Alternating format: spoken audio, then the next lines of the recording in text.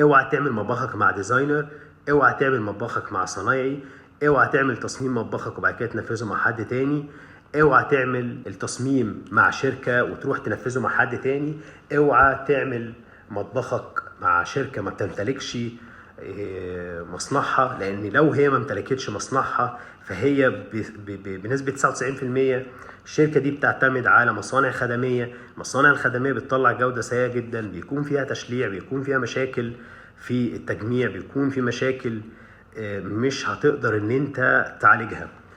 فنصيحة، ما نعملش مطابخنا مع صنايعية، ما نعملش مطابخنا مع اكتر من جهة، ما نعملش الديزاين بتاع المطبخ بتاعنا مع جهة ونروح ننفذه مع جهة تانية، ما نعملش مطبخنا نشطبه بعد كده نبدأ ان احنا ننفذه. الصح ان المطبخ بتاعنا يبدأ تصميمه قبل التشطيب، قبل ما ندق مسمار واحد او قبل ما نمحر او نعمل سيراميك او نعمل اي حاجة.